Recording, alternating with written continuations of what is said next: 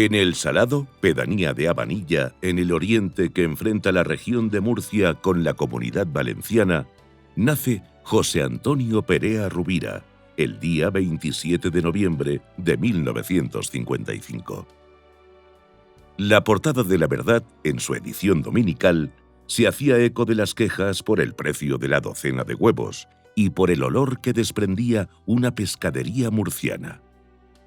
Estados Unidos amenazaba en la Guerra Fría con un arma nuclear más letal.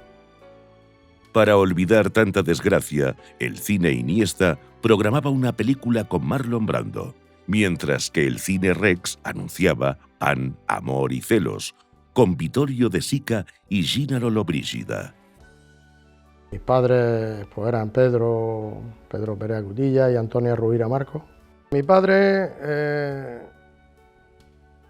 era un hombre más, digamos, no tenía tanta eso como mi madre, que era más metida con los hijos, pero mi padre pues me ha enseñado a todo lo del campo, a todo de la tierra, a podar la viña, a hacer hoyos, a esto, a lo otro. Mi padre me ha enseñado a todo. Mi padre era un padre ejemplar para mí y para mi hermana.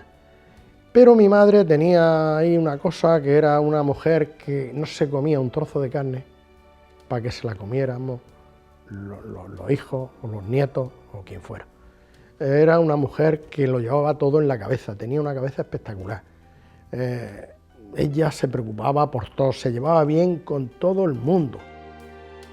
Mi abuelo es que hacía mucho vino. Mi abuelo venían de Pinoso con un camión, con un barril encima y se llevaban todo el vino que hacía. Mi abuelo compró todas las fincas que le vendían, lo que no está escrito. Mi abuelo tiene de fincas que le ha repartido a los hijos una locura, una locura. Mi abuelo trabajó mucho, el hombre se explotó y se reventó de tanto trabajar. Él se iba a picar piedra a la carretera y luego de noche venía y de noche se ponía a hacer hoyos para plantar viña. Se tiró 18 años en Francia. Y cuando mi abuela se quedó aquí con mi padre, y cuando mi abuelo volvió, mi padre ya había hecho la mili. Y mi abuelo intentó, cuando se terminó la guerra aquí en España, intentó venirse de Francia, porque le pilló la guerra allí. Y entonces lo pillaron en la frontera y lo metieron en un campo de concentración. Y entonces le dijeron allí, llama a su patrón, y si viene y se lo lleva a usted, se va, y si no, se queda aquí. Entonces le escribí una carta a su patrón, y su patrón vino, lo montó en el coche y se lo llevó otra vez allí. Y hasta que no terminó la Segunda Guerra Mundial, mi abuelo no vino para acá. Y cuando vino, ya te digo, lo que te he dicho antes, que mi padre entonces venía de la mili, que ya casi no lo conocía a su hijo. Hemos pasado una infancia aquí en El Salao y ya sobre ya por los años 6 o 7 años, pues íbamos al colegio, aquí a la escuela que había en El Salao, y salíamos del colegio y nos íbamos a ayudarlos a nuestros padres a sacar las cabras o yo qué sé, a plantar viña, a cavar viña o a labrar con la burra. Primero llevaba el de primer grado, la enciclopedia de primer grado, y luego la de segundo grado y tercer grado. Y ahí te lo ponía todo, que si religión, lengua, matemáticas, geografía, historia. A principios de la década de los 60, en los colegios se dispensaba la leche en polvo de la ayuda americana. Allí hacían la leche en una olla grande y la calentaban, porque eso era leche que venía en polvo, y la removían bastante, y cuando estaba ya caliente y tal, pues entonces ya los poníamos todos los chiquillos, uno en fila de otro, uno detrás de otro, y vale, pues iban echando un vasico, otro vasico, pues nos íbamos tomando por allí la leche, y eso era lo que nos daban en el colegio, porque y agradecidos, ¿no? Y jugábamos a la pelota, que teníamos pocas pelotas, pocos balones, y teníamos unas ruedas de bicicleta viejas, que hacíamos con alambre un gancho así y la metíamos, íbamos corriendo detrás de la rueda de la bicicleta, hacíamos un rolde y poníamos las cajas de los mixtos, recortamos la parte de arriba que llevaban un dibujo y las poníamos ahí y arrimábamos como si fuera el caliche y después, el que primero eso, pues le daba con una teja que teníamos a ver quién sacaba las cartas del rolde que hacíamos. Dejamos de estudiar y empezamos a trabajar, luego vino aquí una compañía de tomates, la Improver, y empezamos a ir a trabajar, que unos días iba en puesto de mi madre, otros días ya iba yo, ya empezábamos a traer el sobre todas las semanas y ya empezar a comprar cosas de la casa, nevera, televisión, de todo. Es que hacía falta mucho el dinero aquí y ya la compañía esta de los tomates quitó mucho hambre aquí en Abanilla, mucho hambre y nos ayudó mucho porque todo el mundo se trabajaba y luego empezamos ya a trabajar, la gente joven, los hijos, los padres, todos. José Antonio siguió estudiando después de trabajar, recibiendo clases particulares de don Patrocinio González. Iba a Abanilla en bicicleta y yo terminaba y cogía la bicicleta y me iba allí a estudiar. Y este hombre pues me daba clase a mí y a varios más. Él terminaba en Barines a las 5, pues llegaba a las 5:30 o a las 6, y ahí nos daba 1 hora o 2 de clase para sacar certificado de estudios primarios. Otros han estado trabajando en Hacienda, en maestros, han salido gente que han estudiado ahí. José no recuerda pasar hambre. Sí recuerda que eran pocos los caprichos. Mi madre compraba leche de la lechera, de esa leche de bote condensada, o compraba pastillas de chocolate de hijo de Marcos Tonda, y mi abuela le traía unas peras que tenía ahí en Mahoya, y mi madre hacía una conserva de peras, de estas de dulce, que estaban buenísimas. Y claro, cuando hay un poco de hambre aún están mejores. Se mataba el cerdo, los jamones se salaba un trozo de tocino, que luego pues de ahí ibas cortando y para echar a la olla, para hacer un cocido, para comer. Pues las costillejas se guardaban en una tinaja con aceite. Digamos, la conservación era o bien con sal o bien con aceite. Antes todos los vecinos, todos criaban un cerdo y todos se hacía una matanza cada uno en su casa. Las recuas de labranza son llevadas por sus gañanes a refrigerar sus en las aguas cristalinas de sus manantiales. El abrevadero público es sitio de reunión donde se confunden las yuntas y las mozas guapas.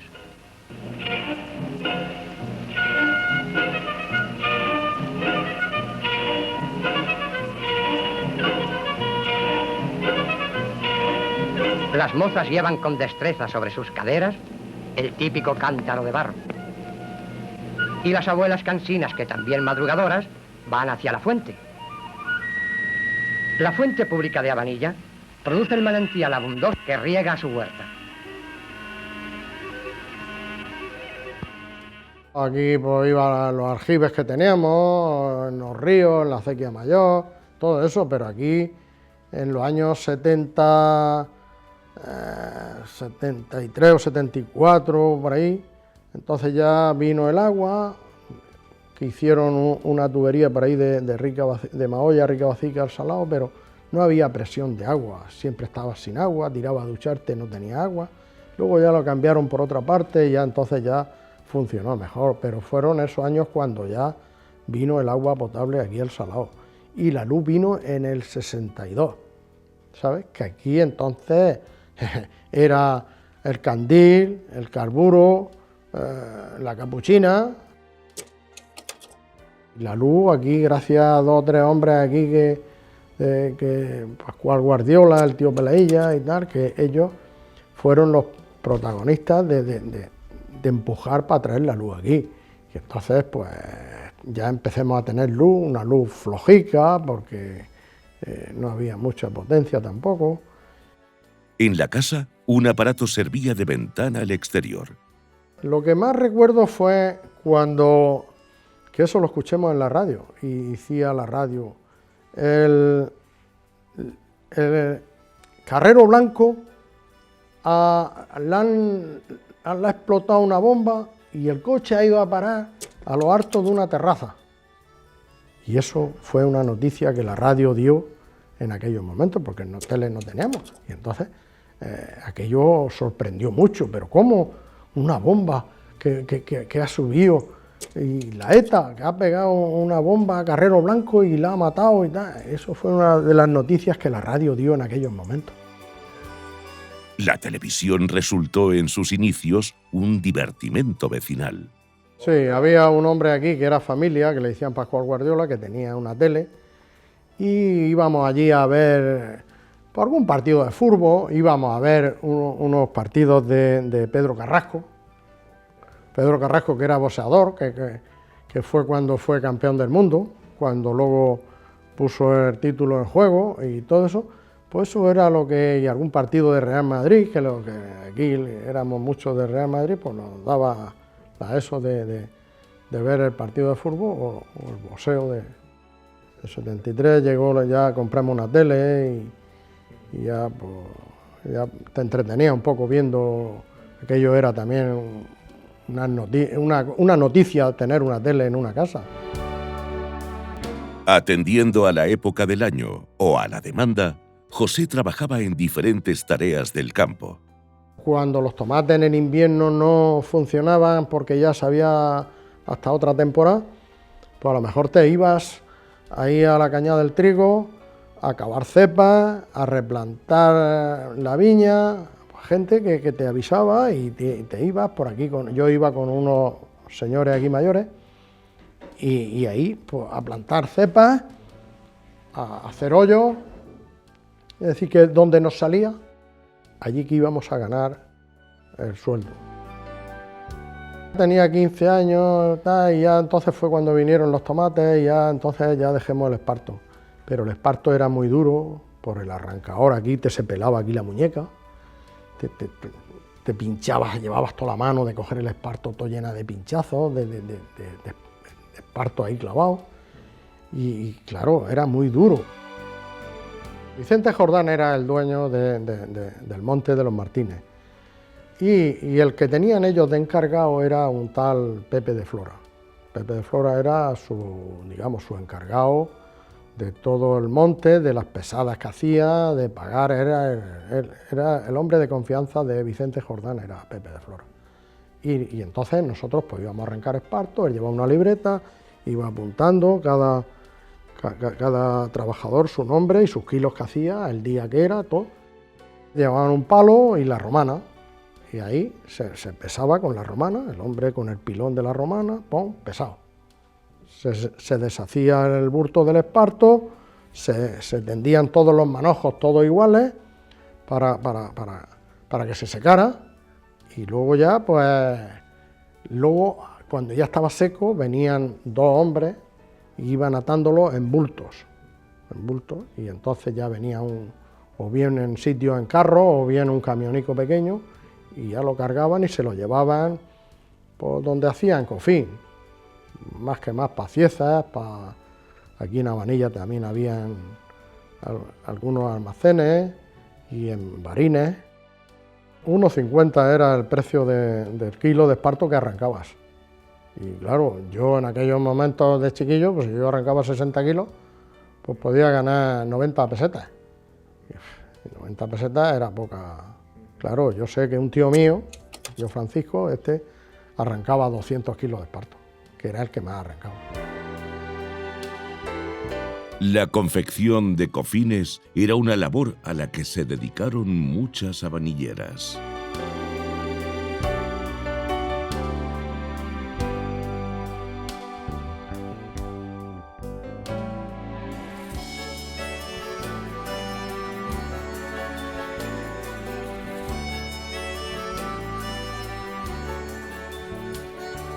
Los niños trabajaban como menahores ayudando a hilar esparto.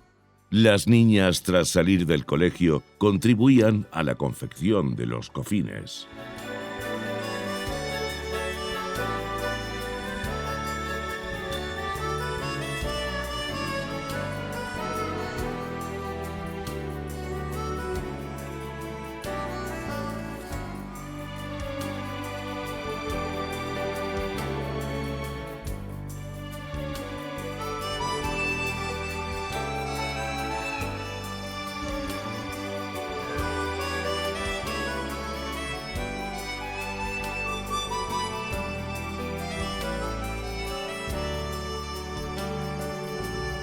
La participación del hombre en la confección de cofines era menor.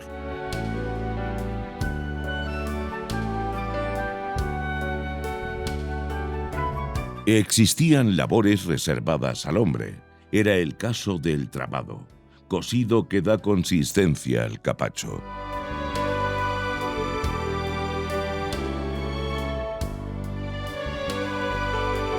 El capacho y la capacheta empleaba filete fabricado con esparto cocido e hilado.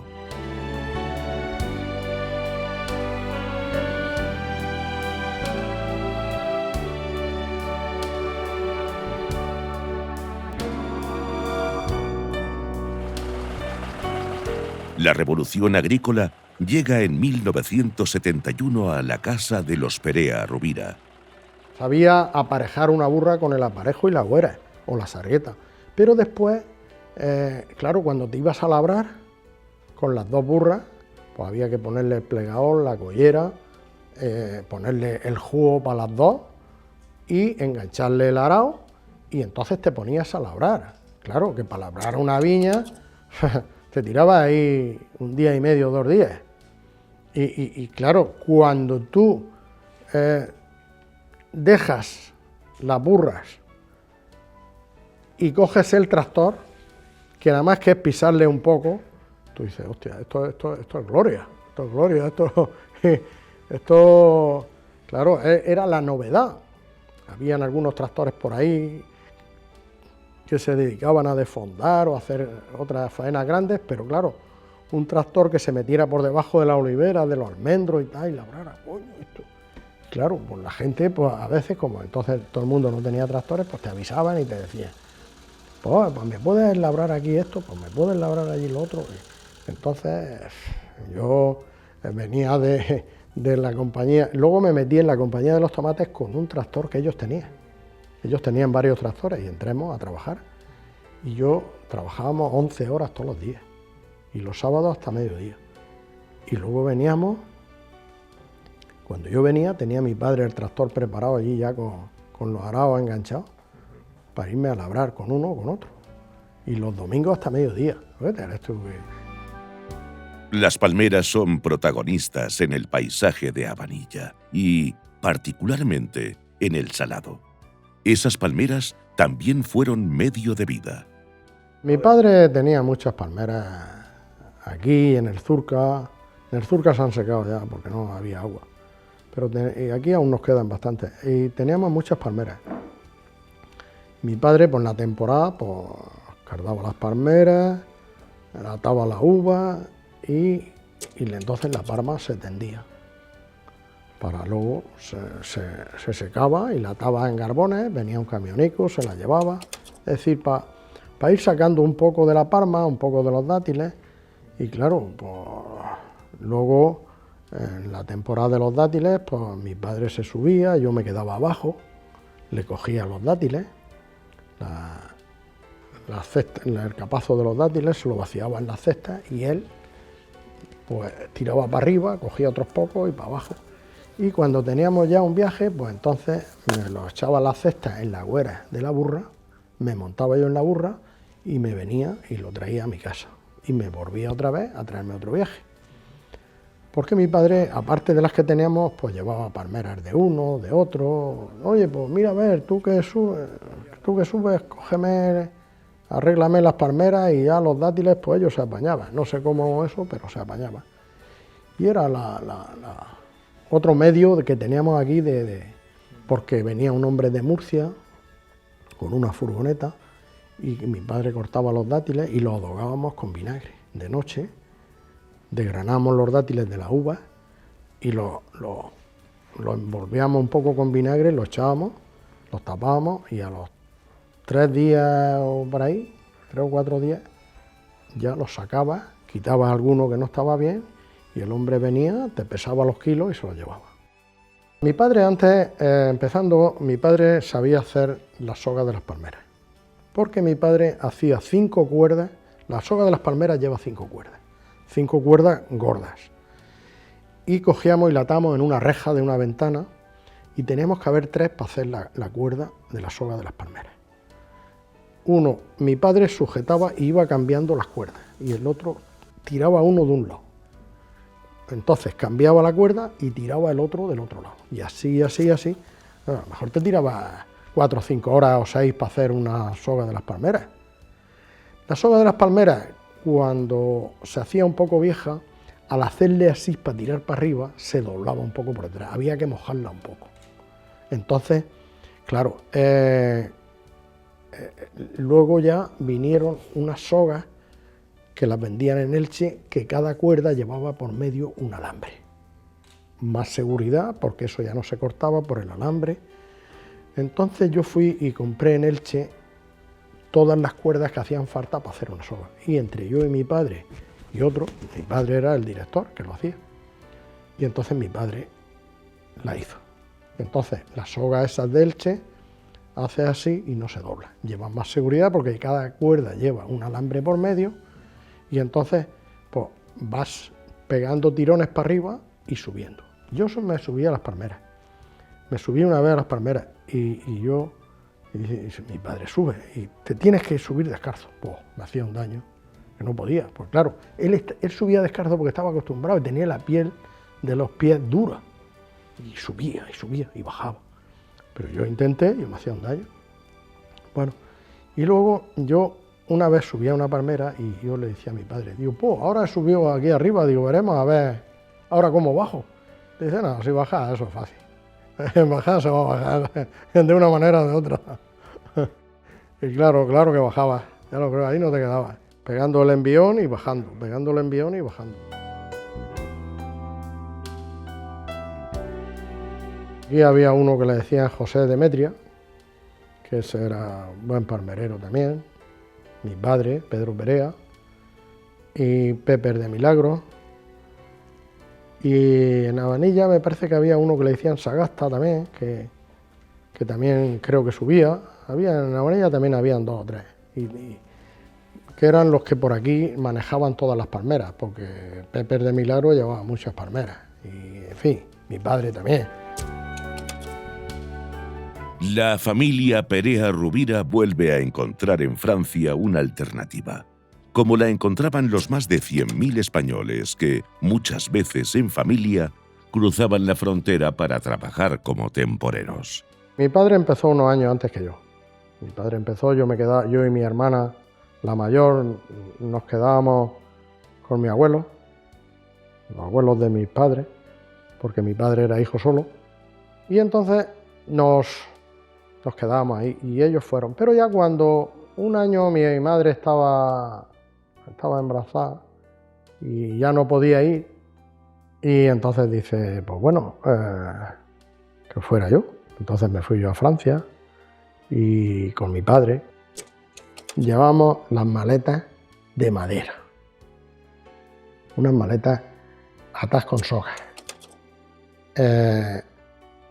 Para pasar la frontera, aquello era un drama, aquello metía miedo.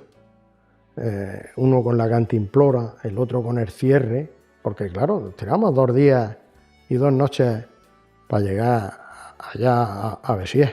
Pasábamos reconocimiento médico en Figueras, ahí el que estaba enniado, porque ahí te bajaban los pantalones, el que estaba enniado o la mujer que estaba embarazada, eso lo volvían para atrás.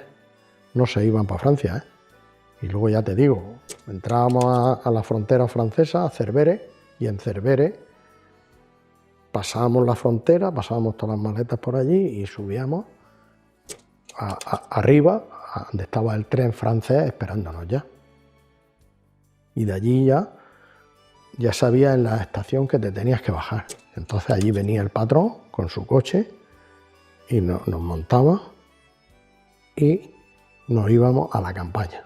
Allí en la campaña, pues el hombre te daba una casa, pues más o menos. Nosotros no habíamos estado, pues no estaba mal. Nos daba su casa, una casa que ellos tenían aparte. Allí nos quedábamos. Nosotros allí nos preparamos la comida.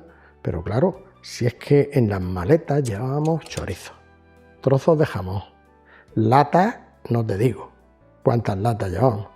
Llevábamos hasta aceite. Allí solamente comprábamos el pan. Allí solamente el pan. para no gastar allí, porque claro, la vida estaba más cara allí que aquí, para no gastar nada.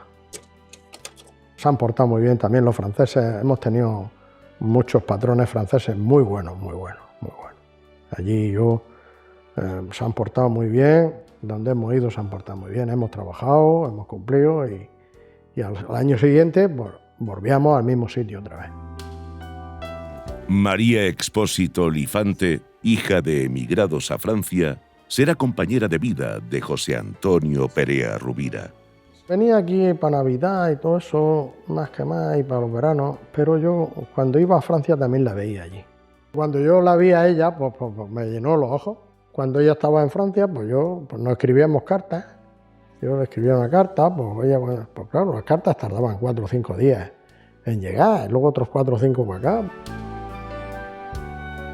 Yo entonces me llevaba el coche de mi padre, pues yo me llevaba a ella, pero no te creas que me dejaban ir solo.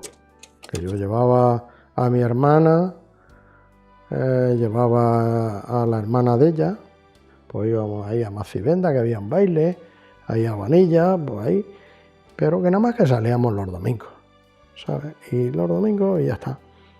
Y ya a la una a la casa. A la 1, a las 2, como mucho. Me caso y me voy a vivir a Novelda. Y entonces estaba trabajando ahí en una finca y llevando allí un tractor y en aquella entremedia ya mi mujer se queda embarazada de mi hija y ya pues con 25 años nació mi hija. Entonces nos casábamos pronto y teníamos los hijos más pronto. Y ya, pues, mi mujer estaba aquí con su madre, tuvo eso en La Risaca, en Murcia. Y luego, pues, mi hijo también lo tuvimos allí. En el primero se fue con un vecino aquí, con un tío suyo. Pero en el chiquillo mío, me fui un domingo, un lunes amaneciendo, en el 4L, yo y mi mujer solos de aquí allá al Palmar, a Murcia. Entonces no había autovía, había que ir por medio de Murcia. Claro, con el miedo de que se pusiera de parto, yo solo con un 4L, que eso no andaba nada.